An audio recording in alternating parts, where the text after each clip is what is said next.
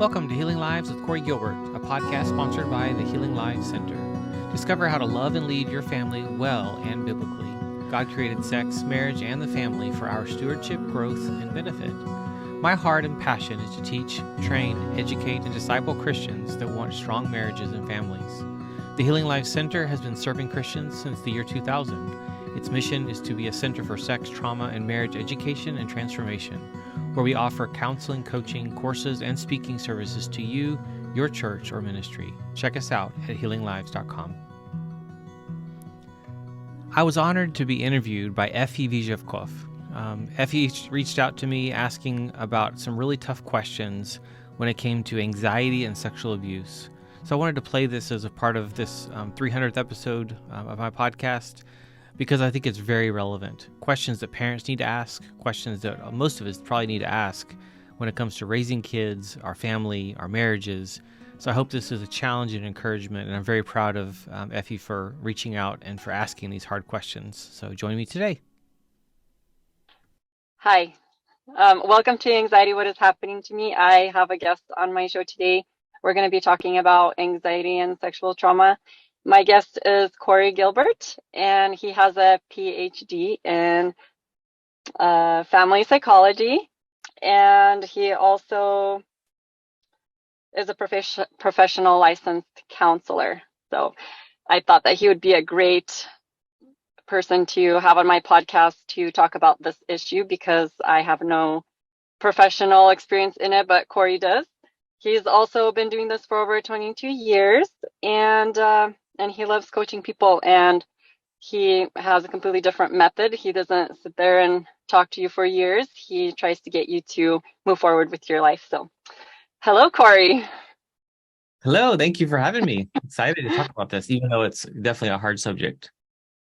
Yeah, it is. And that's why I have you on here, because I feel like it'll be nice to have that professional aspect to it. So do you have anything else that you want to add to that? No, I'm just glad to talk. You have some great questions that I want us to get into, so I'm excited to offer that to those that are listening. Okay, so one of the first questions that I have is, how does adolescent sexual trauma affect puberty and beyond? Like, if somebody had sexual trauma when they were a child, and maybe if they didn't talk about it to their parents or to anybody at all, and then all of a sudden they're in puberty and beyond, and they're having all of these feelings, like what did they do then? Did they ask for help? What is their option? They're older now. They know what happened to them. They understand it better. And so you have any advice for that? Well, I guess the scary thing is they don't ask for help, that they don't find people to be safe to talk to. And even parents who say, I talk to my kids and I tell them that I'm available for you to talk. The fact is the kids, the teens even, will not bring it back up.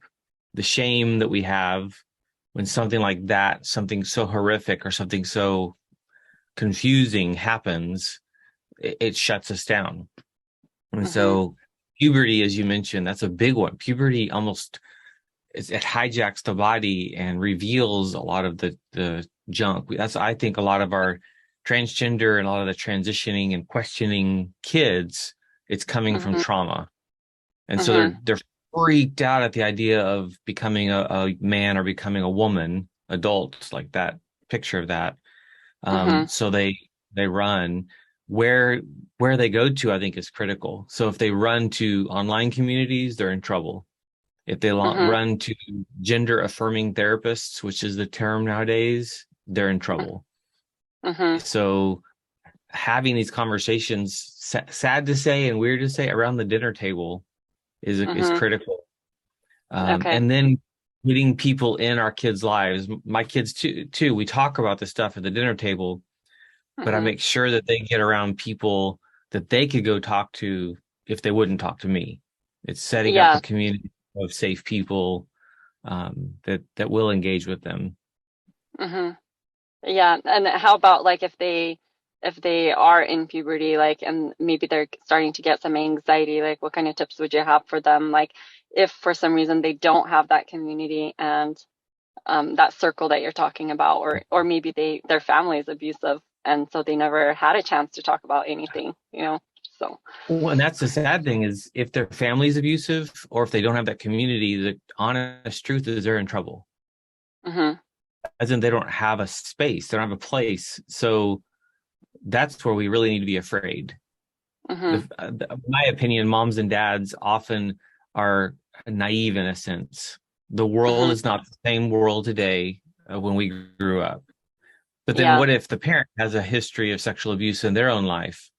There's hmm all these areas they're afraid to talk about or won't talk about because of their story. And then it becomes generational, it becomes hmm multi generations of abuse versus someone saying, I need help. So a place to get help is the fact is online. This is the scary part. There are great places to learn to, hmm but where you learn from, you become like your teacher in a sense.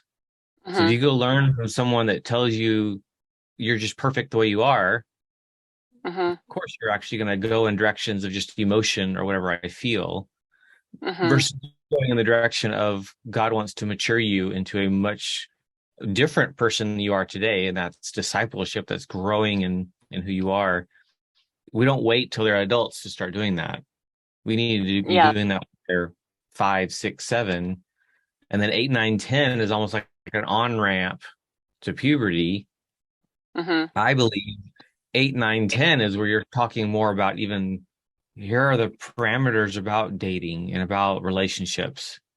But most yeah, parents like they were like, oh, they're too young for that. No, when you are ready to talk to them at 13, they already formed their opinion and they're not going to listen to you. So it's having hmm these conversations earlier. When my kids were little, I asked them questions after a babysitter left. I would ask questions about whether they were touched in any way or change their diaper or panties or whatever yeah, else. I ask really hard questions, but not because was looking for an honest answer, because shame shuts hmm us down. I was looking for change in their answer. yeah, So a lot of it's just as a parent being able to ask hard questions. But like as you said, what if they don't have safe parents, healthy parents? hmm What if they don't have that community? Um, that's where if I can come in as an aunt or an uncle, if I can come in as someone else, hmm it's critical to actually, in the end, build that community and build that space. Otherwise, where a teen goes, a preteen goes, is actually really scary, especially with online and devices. The way we go online, in a device in our hand that we can hide or go to the bathroom with. yeah, exactly. Okay. Yeah, so like so going back to like the subject, like what if somebody's like listening to this right now and they have experienced some sexual trauma and they want to look for help, who would they call? Like what would be their first step if they're ready to get some Yeah. help? So, first of all, you want someone who's been trained to work with trauma. But here's kind hmm of my rule of thumb. If they start asking you all these detailed questions about your past trauma, run. hmm That's hmm not someone who knows what they're doing to work with trauma. If you're hmm having to retell your story over and over and over, you're being re-traumatized. And what I have found is much more effective is education. So hmm learning about how the past affects who I am today, and then learning skills that help me deal with myself today, because I can't delete what happened to me. I can't erase it. hmm Yeah, And exactly. for some people, they remember it vividly, but for other people, it's like some distant, faded, dark, scary thing that they actually don't remember, which actually is almost even scarier. Like hmm moments in your time where it's just blank. I don't remember this. And I would say sometimes when we don't remember, it's by the grace of God we don't. So don't pray to Yeah. remember. Yeah. Um, but I still need help. So learning about how your brain files away memories, how the brain recalls memories, how your body remembers. So then there's physical aspects of how we live that when someone touches me, or even just a look from someone, here's why it affects me. And when I Mhm. understand biology, when I understand the body, then I start realizing, oh, that's a trigger and that affects me here and that. But now I don't have to just react. I can actually steward those things. The more I Okay. learn about who I am, I actually can start going, oh, that's a safe person that I don't, yes, definitely touch me. Like, this Yeah. is a good, but I'm able to run it through my conscious brain versus it all running in my unconscious, which is when we have past trauma. It's running through a filter of a system in my unconscious that I can't control. It seems like outside of my reach. So the Mm-hmm. goal is to move out of my unconscious to my conscious, which is where I take every thought captive, where I Mm-hmm. engage my prefrontal cortex, and then that third level, unconscious to conscious, is my speech. So speaking to um, someone, talking to someone. It isn't going and telling my story necessarily. It's Mm-hmm. talking through, how am I affected today? So the picture I like to paint about counseling should be, I want to have my feet firmly planted today, in today, and Mm-hmm. just looking over my shoulder at the past, but I'm not going to go back and relive my past. I don't want Yeah. to be haunted by it and re-traumatized by it. But as I learn how my body reacts today, and my head, my heart, all of it, I actually start realizing that I can cut those tentacles from the past, and I can start ridding myself of that wiring, that harm, and I can live much more embodied, if you will, in today. Um, and all of this, as a Christian, to me, is actually allowing the Holy Spirit to transform my head, my heart, my mind, my body, by awareness and by learning and by growing. I don't like psychology. To me, if you look at psychology, it's very secular. It's very um, anti-God even. And Yeah. so do we just throw the baby out with the bathwater? And it's like, no, we actually see that there are really good tools that can help me um, be the best version of myself today for one purpose. And to me, the one purpose is, God, where do you want me to serve? Yeah. Yeah, for sure. And So so, basically learning to stay in the present and mhm, not living with what's going on in the back of your head and experiencing through this filter, right? mhm. Like this And it is this a filter filter, that a we good have. picture. That Mm-hmm. filter, which then makes me where I don't talk to my kids and I don't address these issues, or I'm afraid of this, I'm afraid of that. All these other things control me. And the Mm-hmm. goal is to be able to go, no, actually, I want to be able to go do that. That over there, I don't want to do. So I'm going to say no to that, and that's okay. But there's some things where I want to lean into. So a young person who is afraid to get married because of their Mm-hmm. past versus a person who kind of pushes through the fear, if you will. But Mm-hmm. some push through the fear without dealing with the actual harm. And that's where you have further harm. And so a lot of it's dealing with the past, but living in the present and gaining skills and tools. So whoever you go find to help, counselor, someone that you trust to talk through this. I would say sometimes it can even be a friend who you're really allowing in close to allow you to process through and talk through this. But even Mm-hmm. that is almost secondary to the education piece. Yeah, So so learning, getting educated is the most important. uh, And just having that validation that it did happen to you, but now educate yourself. Learn how to process your emotions and learn why you're feeling the way you're feeling and moving forward, right? Yeah. yeah. And if you don't have people in your life to talk to, then again, that's where most of us turn online. We turn to online sources, which is Mm-hmm. really scary in the end. If we just go there and we just listen to YouTube videos, we just listen to podcasts, there's a Mm-hmm. lot of unhealthy teaching out there about sexuality, about gender, about marriage. So Mm-hmm. who I listen to absolutely, absolutely matters. Are they coming from a biblical worldview that has Christ at the center of why I'm even here? Yeah. Otherwise, well, again, what's the point of me even being here, especially after trauma? It Mm-hmm. bends me much more towards suicidal or towards no value, lack of importance. So yeah, Okay. So I had a question. So we kind of no. touched on triggers a little bit, like as you were talking. So when somebody's experiencing a trigger, they can you explain triggers a little bit more? Because most of us just kind of live our lives, and when things pop up, we usually just tend to blame it on somebody else. We will blame our feelings on the person next to us. We'll Mhm. blame our feelings on the people driving next to us. Like, we don't like to actually experience the feeling and realize that it's our feeling. It has nothing to do with the people around us. So can you kind of explain like triggers, like when we do feel a trigger, and and to realize that it's our trigger, Mhm. it's our feeling, and not based on the surroundings or other people.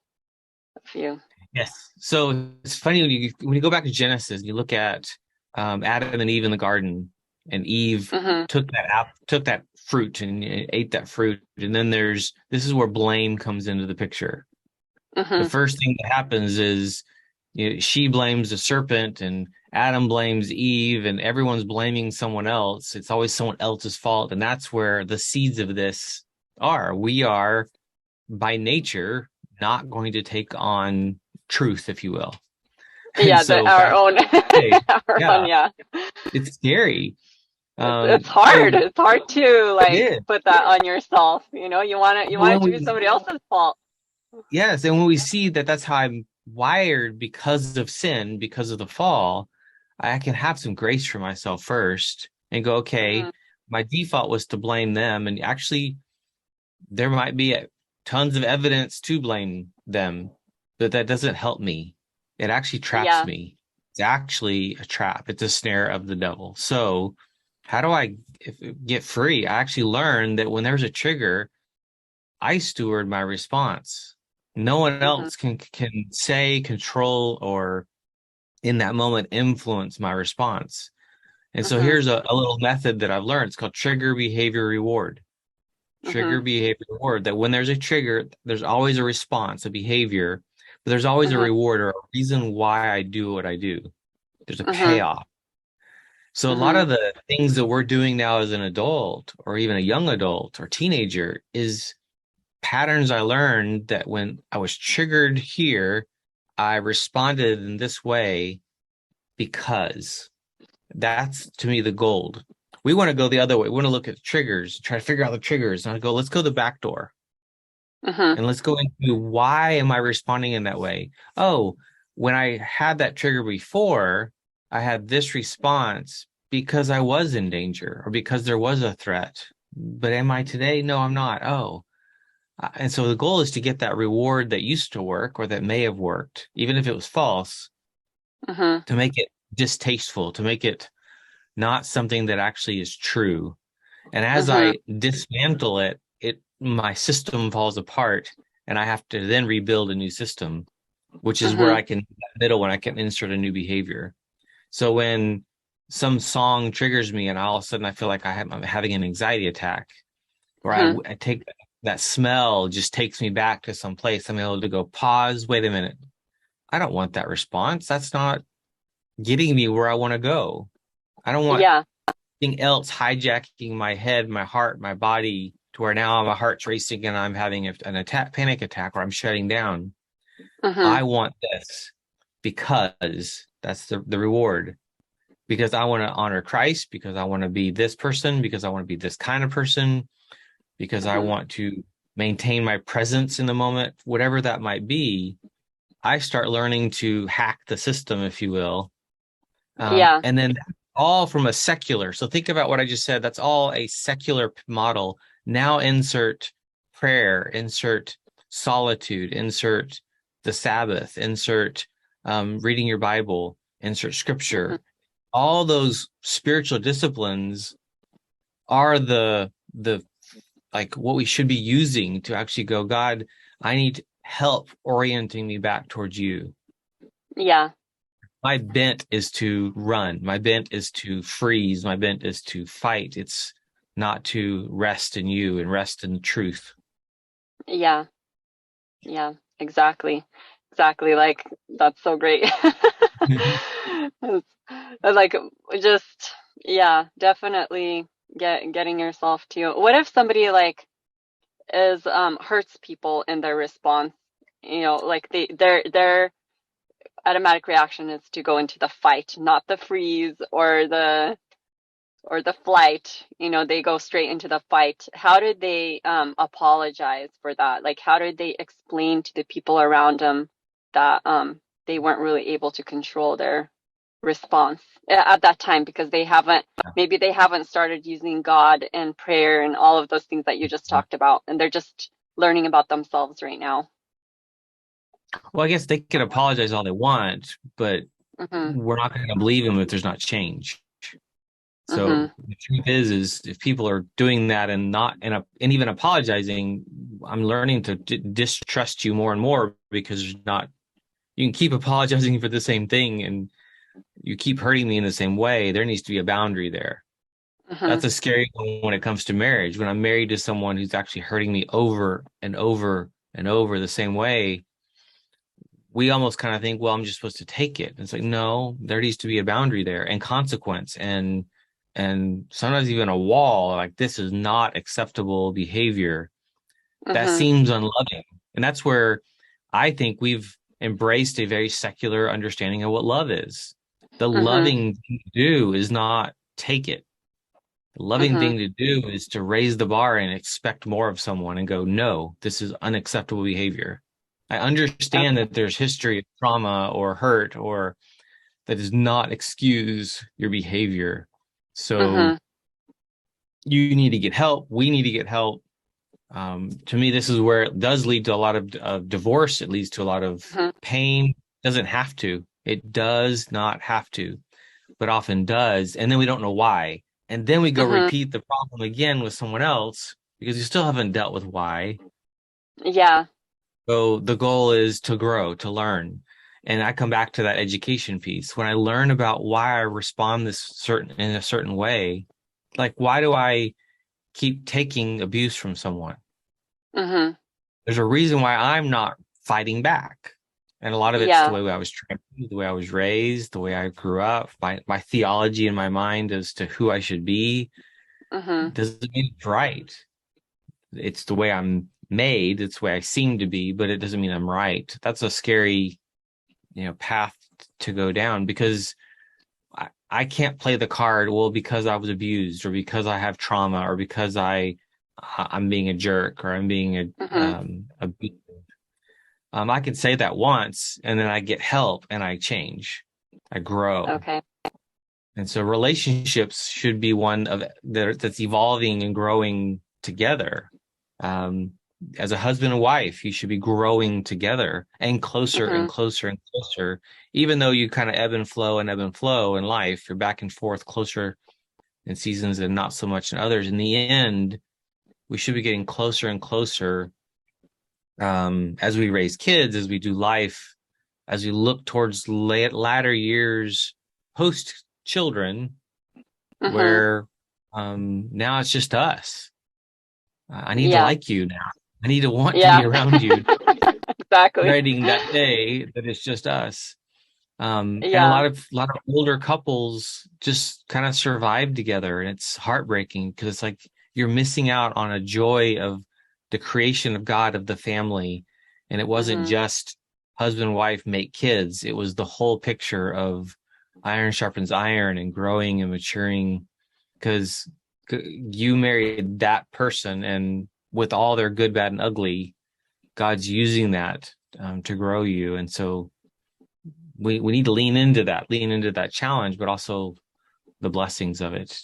The blessings come from a lot of hard work, not rolling Yeah. over and being silent, or just taking it. So it's hard work. Yes. Marriage is definitely hard work. So Yeah. you're saying, like, kind of to summarize what you kind of said, so if your spouse does have a good boundary and you are the person that has trauma and you're apologizing for it, and you feel like they're not loving you because they do have a boundary and they're saying, no, this is not okay, um that they're doing the right thing, right? In that moment, they're having a boundary, they're saying this is not okay, and you shouldn't play that card. That's kind of like what you said, right? Don't play Yeah. that And then card and go get get help. help. Yeah, go Yes. get help. Yes. Yep, and And the change. truth, none of us can do this alone. Hmm. None of us are meant to do this alone. But then if we're not careful, we get into communities, as in we create a group of people around us that affirm whatever it is we think or believe, Mm-hmm. and not truly helps us. Or we go, oh, it's all about diversity. Let's go over here to where it's all about lots of different people. And they're Mm-hmm. doing the exact same thing in that context, if there's not truth. As Mm-hmm. in, if you're sinning, there needs to be exposure of that sin and dealt with it. Like it needs to be rooted out. Yeah. So how I treat my spouse, how I treat my kids, how I live my life, all these things need to actually be, am I growing more towards being a Christ follower, being who God wants me to be? So yeah, that's I'd say many, if not most people I know, too many people I Mm-hmm. know. Um, Life is just about punching a clock and kind of doing life and showing up the next day and punch the clock and do life. And it's like, really, that's God's design? What are you doing today to glorify God in who you are, even if you didn't see another person today? Yeah, But if exactly. you do, how are you doing it to bless and lead your children or your spouse or those you work with? I don't care where you work. Same. You don't need to necessarily change your job. You may need to change your attitude towards your job.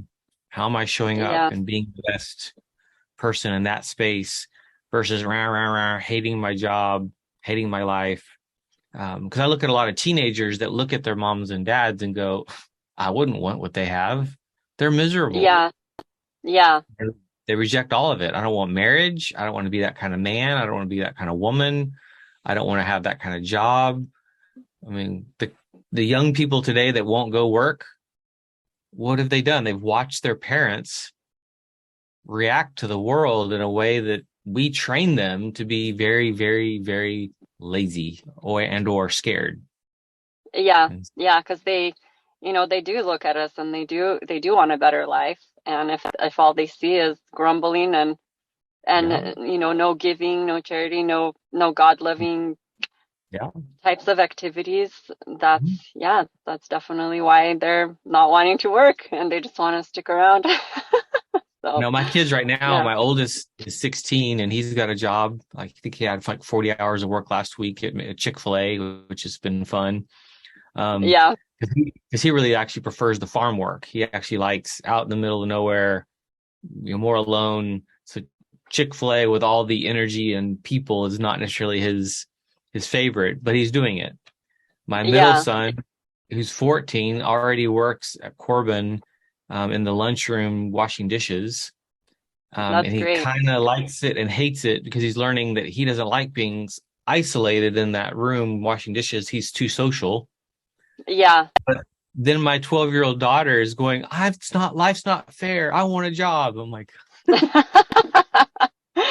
Yeah. because each Well, family raises their kids different. And yeah. I believe that work is not a curse. Work is a gift. And so Yeah. I want to train my kids that work is not something you do because you have to. And oh, it's such a drudgery. It's a beautiful thing. That's a different Absolutely. philosophy than others. And so every family's doing that with everything, commitment to sports, musical instrument, whatever it is that we sign up with. But Yeah. Well, great. So I have a question that's going to circle back to yeah, to go ahead. sexual trauma. So, I kind of wanted to touch on the subject of feeling suppression and how can that cause somebody to sexually abuse somebody because their feelings were suppressed, or maybe they didn't talk about it, or maybe they didn't even know why they're having those feelings. They never got educated on sex or feelings or any of Mhm. that stuff, and they just kind of grew up being clueless. And so then they go sexually abuse somebody because they just give in to their urges without any type of structure in their life. Well, and again, this comes back to education. Hmm. A lot of families that I've worked with over the years, they believe that uh, talking about certain subjects is going to bring up the idea. It's kind of like with suicide. I don't want to bring Hmm. up suicide because it might give them an idea. It's like you're not giving someone an idea. They already had it, or they're going to not even hear you almost. So we Mm-hmm. need to kind of go, hey, are you really okay? Are you suicidal? Could you actually kill yourself and do that? Like, be honest about it. We're afraid to. No, that the tactic there is go straight in. We need to do the Yeah. same with sexuality. And to me, the curve is we need to go younger. Mm-hmm. We need to be So how addressing how this young young would you how young would you recommend to start having these kind of conversations with your children? one, One. 2, 3, 4. Like we start at age appropriate, but Mm-hmm. earlier than you think. Why we're preparing them versus protecting them. We want to protect them Gotcha. still, even as a teenager. We protect them from themselves a lot of times, but Yeah. we want to prepare them about what is pornography. The average age that, especially a boy and even girls now are seeing pornography is 7, 8 years old. Mm-hmm. So are we going to talk about pornography when they're a teen? They're going to teach you a Yeah. lot, by the way. Your teenager is going to teach you a lot about what you don't know because you may have Yeah. looked at magazines when you were a kid. They're on their phone scrolling video after video, or on your iPad that they've stolen from you that you didn't know that was floating around, Yeah. or through some other device that you didn't know had internet access. They're not Yeah, like looking a at flip naked phone. pictures. Who Yes, knew that a and flip phone had internet access? I yeah, got and they're one not from my looking at kids. just pictures. Yeah, and Yeah. those flip phones are unfiltered. Yeah. Where almost a smartphone, you can actually lock it down somewhat. And so a lot of where we're at as a parent is they're teaching us about some of the technology stuff.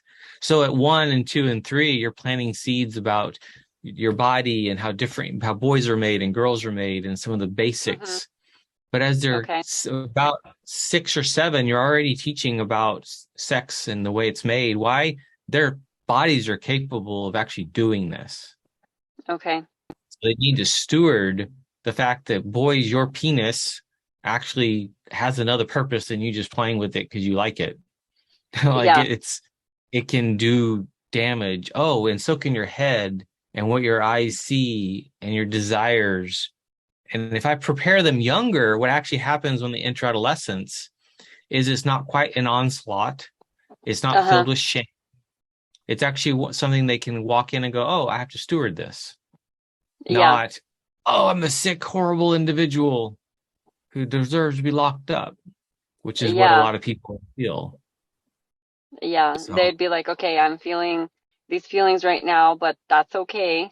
And then, mhm, but be present with the people around you and yeah. educating that But, it's okay to feel. So, right, but they're not going to necessarily come talk to you. So, again, what hmm I hear from parents, oh, but I've told my kids they can come talk to me. And I'm like, great. Some of them will. Maybe 1 or 2 out of 10 or 20 would come. Most are going to actually think they're supposed to just handle this by themselves or really see you as unsafe because of what you might do with the information. You might criticize Yeah. them, ridicule them, whatever. So they either go elsewhere or for most, they don't go anywhere. They Yeah. manage. So the responsibility lies on mom and dad to actually often address questions that aren't being asked yet. And so Yeah. like asking about, hey, how's your stewardship of, looking up pornography?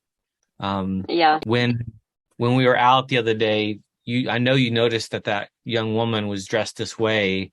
What did your head say? What did your heart say? What were you thinking? When they're younger, they'll actually tell you, which is actually really Yeah. fun. When they Yeah. become an I should ask adolescent, they my 4-year-old boy because we'll be like, I'll be watching and there's always the woman dressed very skanky in every video. yeah, And yep. so, you'll kind of see him like, just looking, it'd be an interesting conversation. I haven't had one with him, but yeah, And you're right. what you're doing is you're helping him steward the fact that you saw her, but you steward what you do. Yeah. So you saw, you don't just go do or go think Yeah. or go hide it over here and you know use it for later fantasy. You actually go, wow, that person has a story and that person actually is a human and that person's a person and I want boundaries. You're teaching that Yeah. at 4, 5, and 6 and 7, and you're preparing them for, okay, puberty is going to hit, and man, is this going to be like a onslaught. So how do you steward that? You do it ahead of time. Now, Yeah. what if you haven't, and now you have a teenager that you need to have these conversations? That's a lot more difficult Yeah. because you're entering in and they don't want to listen and they don't want to hear from you. They were actually kind of done with you. And I'd say, Yeah. mom and dad, push hard, push hard, push hard. Every time you sit down for dinner, have hard conversations. Whatever you can have them in the car, have those hard conversations. Anytime I'm alone with my boys, I'm asking hard questions, talking about some of those hard issues. It's harder Yeah. when like my 16-year-old starts driving. Now I don't have those kind of stuck in a car times, so I have to be more Yeah. intentional in finding those. But we're building on what we've talked about for 10 plus years, Yeah. not starting new. So the question you asked in the beginning of what about that young person who's, suppressing emotion? Mhm. Every single person has emotion. Mhm. For men, they tend to have one emotion called anger, but they actually label about 400 other emotions, just that one word anger. And it's like, no, you actually have all sorts of nuances of emotions. You're just too lazy to name them what they are. They're So, just all anger. yeah, let's teach you about yourself. You're a lot more complicated than you realize. That wasn't really anger. That actually was jealousy over there. You just expressed it in anger. That really wasn't Yeah. anger. You expressed it in defensiveness. And if you start Yeah. looking, men are much more complicated than they even allow themselves to think. And Mhm. so we teach that to our young boys to help them steward their emotions, because you don't just go take something you want because you want it, as in a boy that goes and abuses a other boy or a girl. Yeah. Um, so I've seen that a lot with some families where we don't talk about sex, we don't talk about anything, and all of a sudden their boy is, you know, playing with their daughter. Yeah. But yeah, of course, he's curious, and you've given him no answers about the world he lives in and the body he lives in. So, mom and dad, that's on you. Educate, educate, educate. That's why I wrote the two books I wrote. Is Yeah. one's for the parents to help teach them about a biblical view of gender and sexuality, to help them think through what they would teach, but then one's to hand to your teen or preteen that's for them to go, I have the same questions. What does the Bible say? And how can I think through marriage, polyamory, dating, boys, girls, masturbation, pornography, you name it? These Yeah. kids need answers.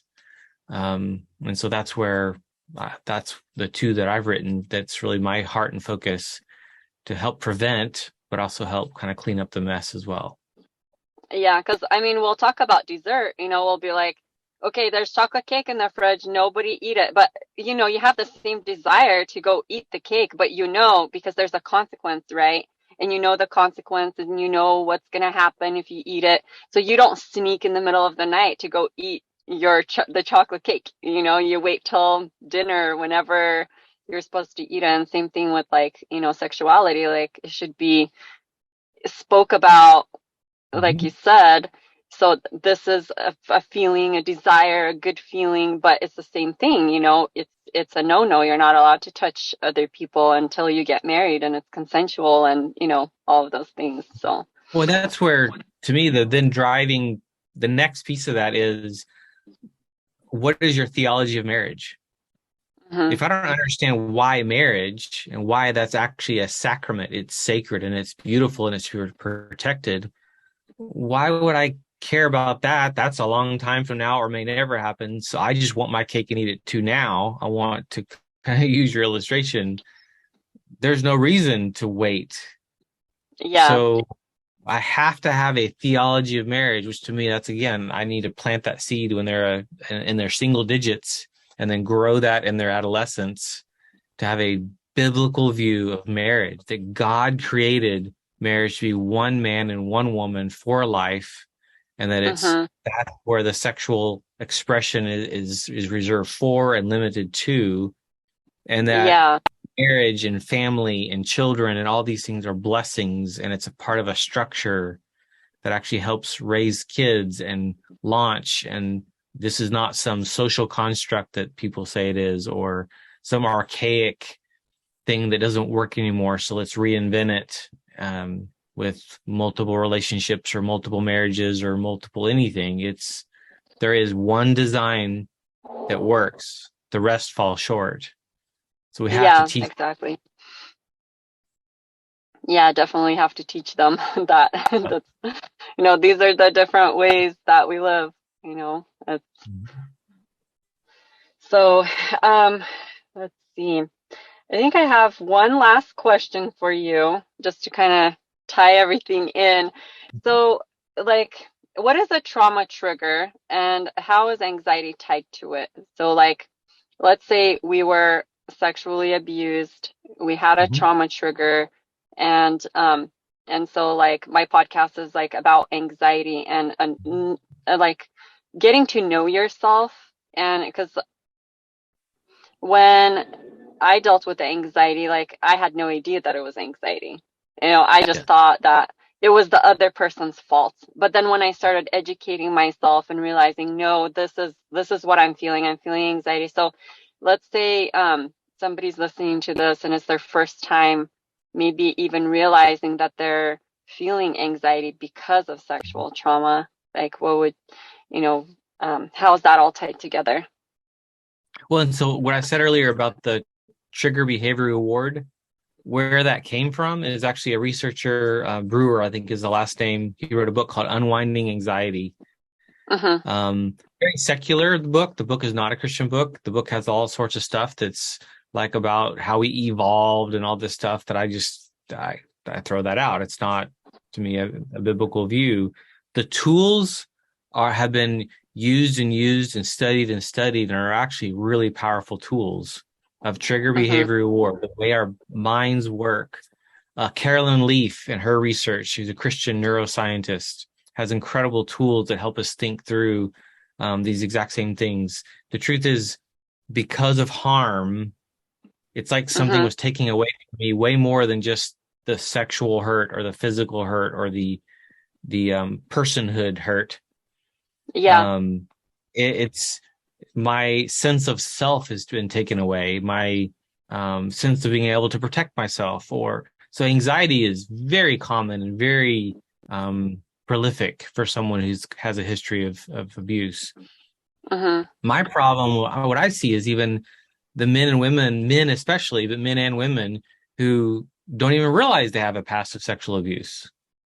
Uh-huh. So they haven't even connected to what happened to them as a child was downright wrong. And so Yeah. that's why today they're trapped and they don't understand their story. And so they're living out a very disjointed life where triggers are just everywhere. So Mm-hmm. when triggers are everywhere, it's like everything else is in control of me. Yeah. When I start undoing that web of a mess by going that other way around, so through the reward part, so not trigger, but reward, undo the reward, I can now have a new behavior. Mm-hmm. Oftentimes that behavior is actually anxiety. So Mm-hmm. here's the trigger. Behavior is I'm now anxious. I'm now in a panic attack. Mm-hmm. Question, why?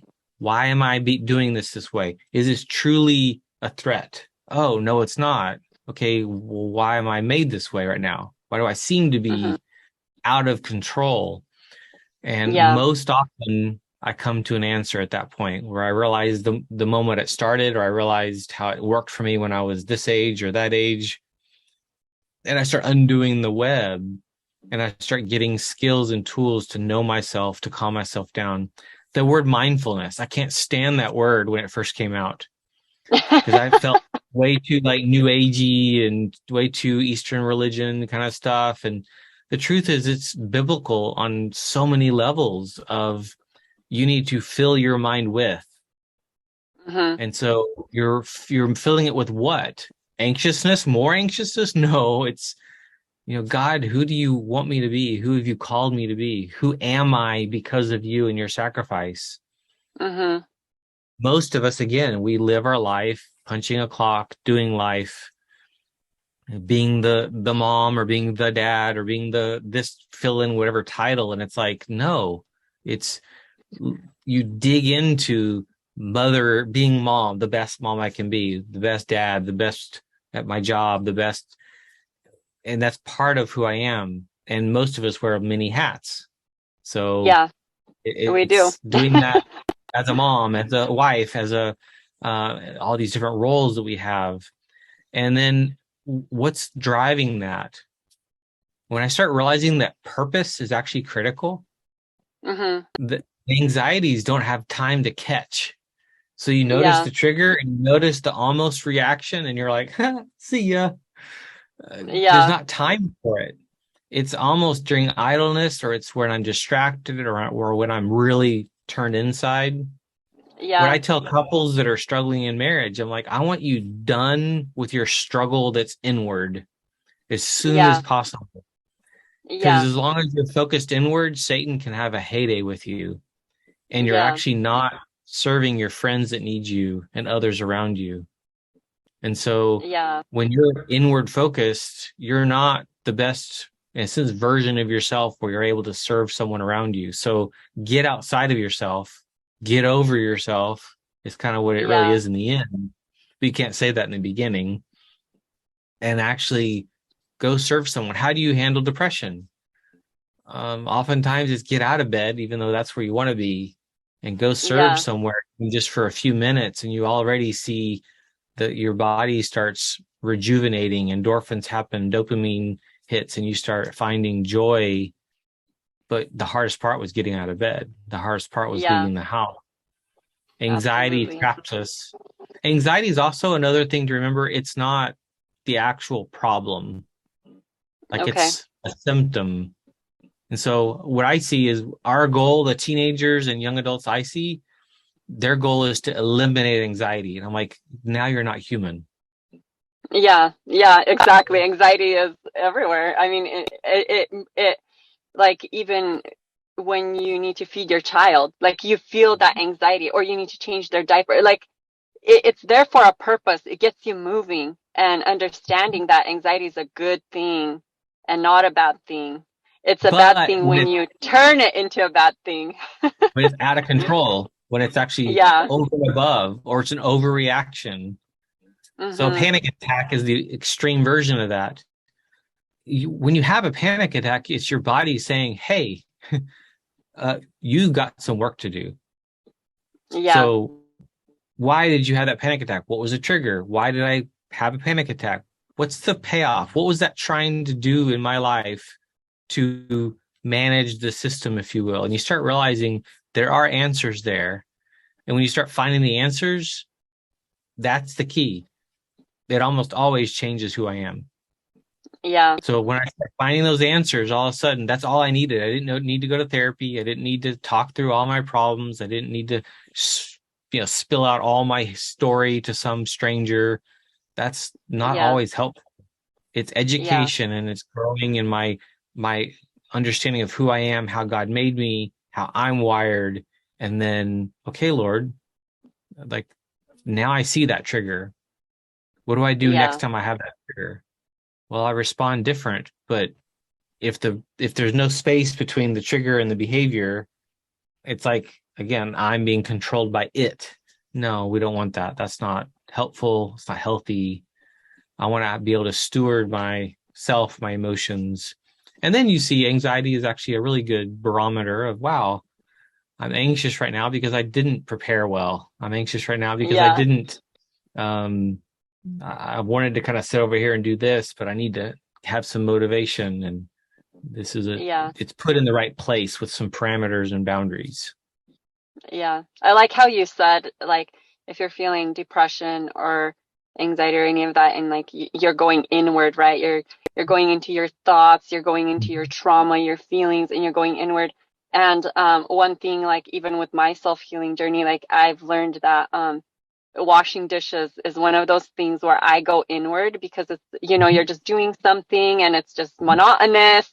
So I'm washing Yeah. dishes and I notice that's when I kind of go inward and I start. And if my husband comes home when I'm washing dishes, like he's like, "You're not smiling. You're like, what's wrong?" And everything. And it's like, So I've learned to like, when I'm washing dishes, he comes home like, open that up, open my Yep. eyes and look at him, Yep. look at his face, look at what he's feeling and get Yep. out of my own head so that I could Yep. be present in that moment. That's a It's great really picture. easy to just go Yes. in when you're when you're doing Yep. something monotonous, for Yep. sure. And a lot So of yeah, what we have to do in life is monotonous. A lot mhm. of our daily routine and stuff. And so it's not fun. And I hear that from too many people. It's like, well, it's not fun. It's not about fun. We have to teach our Yeah. kids that too. Work, like going and doing stuff work wise, isn't always fun. That's the wrong Yeah. barometer, or because I Yeah. want to, I need to. So you have a dog and they just puked. Well, that's not fun to clean up. Well, Yeah. we do it.